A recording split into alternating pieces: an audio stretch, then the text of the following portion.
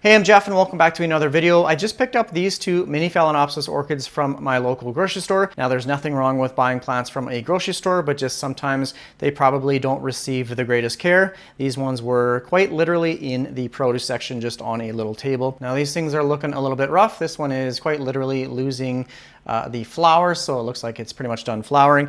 And I noticed a couple things with the roots on this one here. So I want to take it out of these pots, put it in something different. So I'll be repotting these.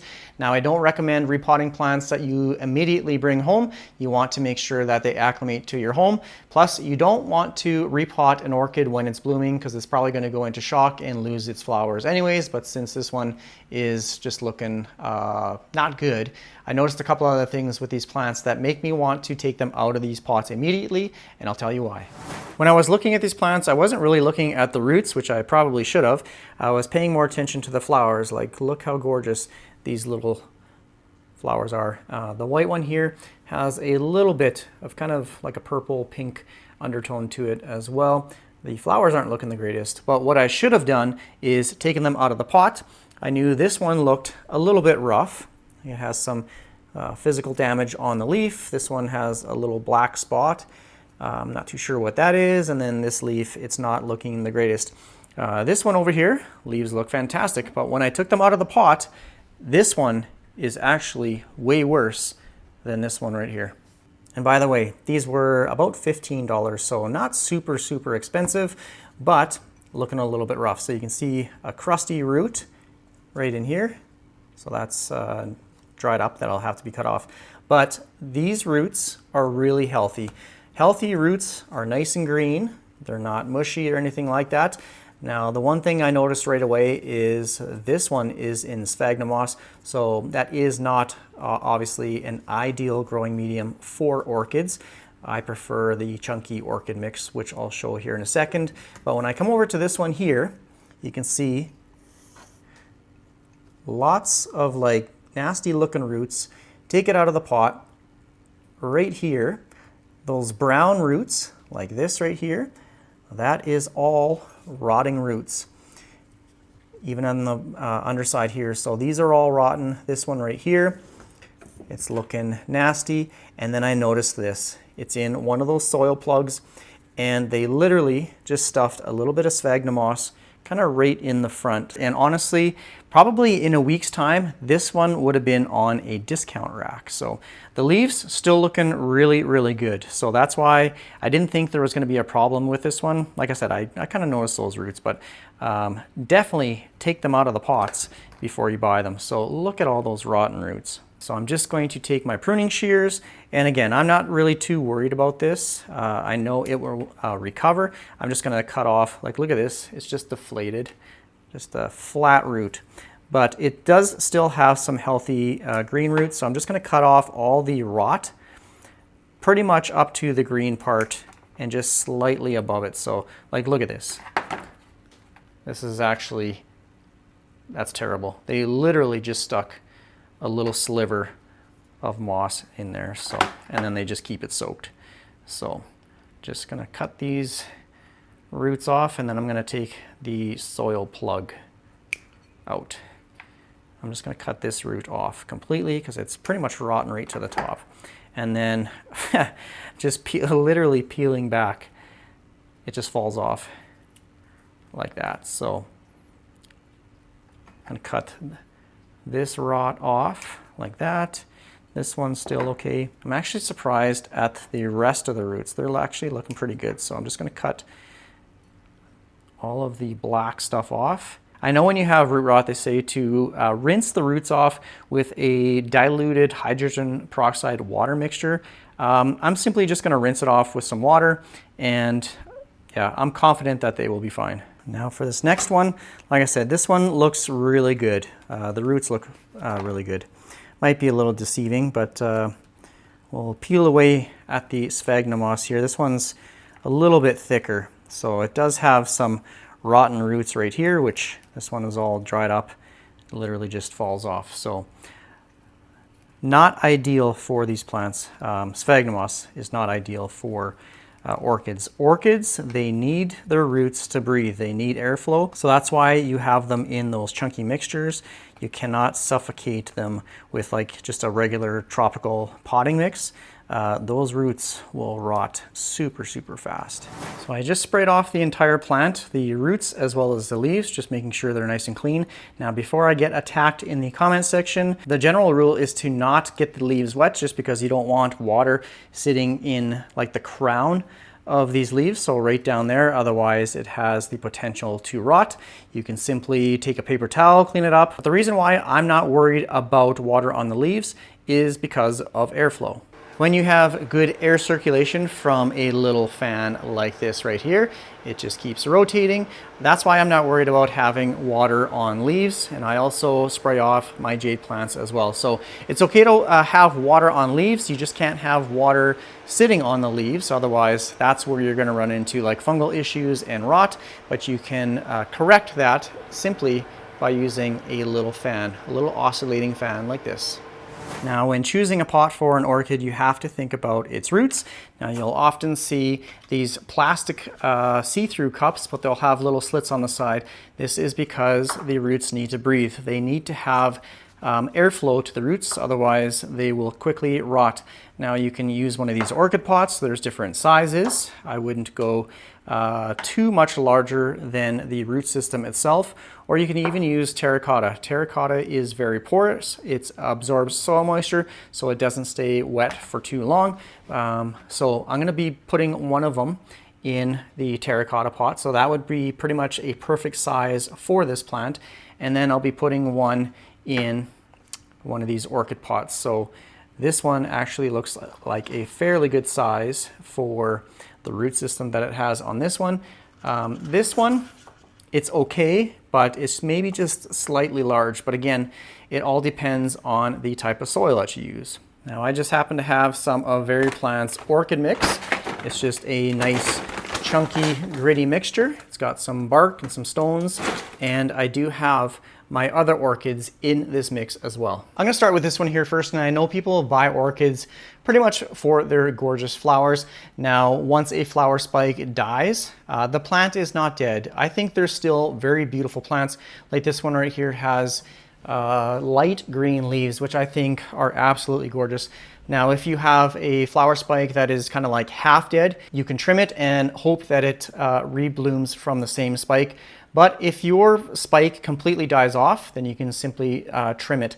Now, I read an article, and I can't find it, otherwise I would have left it in the description of this video, but I read that the phalaenopsis orchids, they need to get 2 or 3 new leaves before they put out a new flower spike. So a lot of people really don't know how to care for orchids, but they just need, obviously, good soil, they need airflow, and they need light, just like with any plant.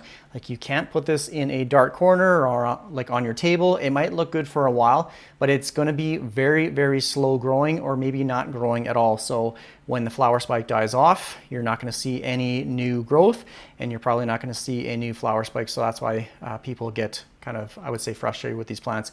They like light. I would say put them in medium light, so that's anywhere between like 250 to 500 foot candles. I'll show you mine over here with a light meter here shortly, but I'm just going to pot these up first. And before I forget, do not water these with ice cubes. Just don't do it. I'll show you how to water an orchid and when to tell like when it needs water as well. So pretty much a repotting and care video. So I'm just going to grab some of the mixture, and I'm not going to put any in the bottom. What I'm going to do is I'm just going to hold the plant, and then I just dump it in. I know there's some bigger chunks.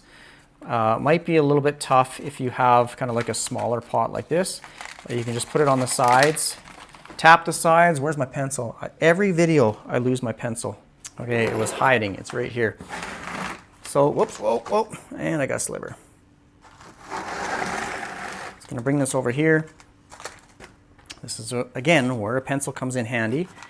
Just poke down all that orchid mix. You can just simply shake it, bang it on the sides. I'm not planting it too deep, but I just want all of those roots covered up with this mixture. And you don't have to, like, you know, jam it down or pack it down so that you break more of the roots. Just enough so that it kind of stays up on its own, like that. Now I just want to make sure everything is filled in. It doesn't look like there's any gaps. So this one is done. I'm going to set that right there. Now I got this little guy. The nice thing about terracotta is it's not going to flop over. This one, it was a little bit top heavy, so I might have to find a cover pot for it. But when you use terracotta, this thing is sturdy. It ain't going anywhere. I'm running low on my orchid mix as well as my succulent mix, so I'll have to put in an order. But there is a discount code in the description of this video if you want to try out the VeryPlants soil. They have an aroid mix, an orchid mix, and a cactus and succulent. As you can see, I'm not planting it too deep. I'm just having the leaves pretty much at the brim of the pot, like that. Just want to keep it upright and center, so I'm just holding onto it lightly and then just using my pencil just to kind of fill those air gaps around those roots, or you can hold the plant and just give it a tap, and that'll help settle all the soil down there. So here are my other orchids. I don't think there's any in the flower phase right now, but they're all getting new leaves. If your plant is not getting leaves, it's not getting enough light. So I have a light meter right here. I'm going to be placing it at kind of the level of the leaf, and it's getting around 380 foot candles. This one over here, same thing, it's around 300 foot candles. So this is kind of the medium light range, and this is what you should be putting your orchids in. They have to get light. You can't just put them on a table beside your couch and expect them to look like good all the time. But look at these new healthy leaves developing. Now you may have noticed this beauty right here. This is a Paphiopedilum. It likes sphagnum moss. Ooh, it is super dry. This one needs some water. But look at the gorgeous leaves on this one. And the flower, it did have 2 flower spikes. I'll leave a picture of what it looked like, but the flowers are just absolutely gorgeous. But now, how to know when an orchid needs water. When these thick, fat roots turn silver, like this right here, it needs water. After you give them water, you'll see them turn to a bright green. Oh, this root's just kind of flopping. They will turn to a bright green, like that down there. So yeah, that's how I tell when it needs water. This one, it probably should have been watered maybe a few days ago. It's pretty dry. So obviously if the soil is bone dry and these roots are silver, give it some water. We're not going to pay attention to this mangled mess, but I will show you how I water an orchid. Actually, I'll show you 2 ways on how to water an orchid. I'm just going to cut all these nasty looking dry roots. So I'm just going to do a quick trim here. This one not looking good. Done. Okay, so the rest, they will, this one's done. They'll perk up. So the first method of watering an orchid is simply sticking it in a pot or a container of water like that and letting it sit there and soak for probably 10-15 minutes. You want to make sure all the growing medium is completely saturated. So I'll just let that sit there until the plant soaks up enough water. This right here is a good example of what happens when you water your plant. So these roots, they're submerged in water, and you can see they go from silver to green. So you can pour water on the top, that way these roots will get kind of wet and damp as well. And you can see you got some new roots popping through right there. And I think within the next couple leaves, I should get another new flower spike popping out from the plant here as well. You can see right here, all of these roots, they're turning nice and green. So we'll let this sit here for a little bit, but I'll show you another method to watering an orchid. This is how I water my orchids, and welcome to my bathroom. And I have a garden hose in my basement. So I turn it to the shower setting like that, and I just rinse off the plant. You can see how quickly those silver roots have gone to green. And that's a good way of thoroughly watering not only the soil, but also these roots. They help with moisture absorption as well. So again, when you're spraying down the plant like this, you want to make sure that you have good airflow and circulation, and you want to make sure that the water is not cold, because you will damage these leaves. So you can dump out the water from the crown, or you can use like a paper towel just to kind of dab it out of there. But if you have good airflow, then definitely give your plant a wash just to clean off the leaves of any dust so that it can continue to photosynthesize. So just soak it. You can do this under the tap as well, like in your kitchen sink. You can just plunk it in a container of water like I did with the other plant, or you can take it to the bathroom and clean off the plant, soak the roots. Just make sure it's thoroughly saturated.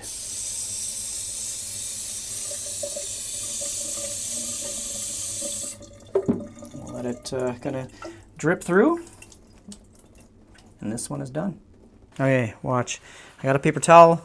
Just put it right in the crown, just kind of jam it in there like that, and just wipe the leaves, making sure that there's no water down in the crack there. You can just clean off the leaves as well. There, good as new. And just look at how nice and green these roots are. So this is a well-watered orchid. I'm not going to be watering these ones for probably at least a day or two. I want those roots to callus over, just give them a chance to heal. I don't want them to continue to rot, so there is a chance that if I just soaked it right now, it would just continue with that rotting process. So I'm going to let them sit for about a day or two, and then I'll give them a good soak. But for right now, I'm just going to be simply placing them on the little orchid table here with my jade plant. Now for my house conditions, they don't need like a ton of humidity or anything like that. Right now it is 42% humidity and the temperature is 21 degrees downstairs here in my basement. So just regular house conditions. I don't have a humidifier or anything like that. So I think that's gonna be pretty much it for this video. If you have any comments or questions, please leave it down below in the comment section. If you've never grown an orchid, I definitely recommend giving them a try, but obviously you just have to provide them with the right conditions. So we'll give them lots of light, a nice airy mixture, and you really shouldn't have a problem. So thanks for watching. Take care, everyone. Bye.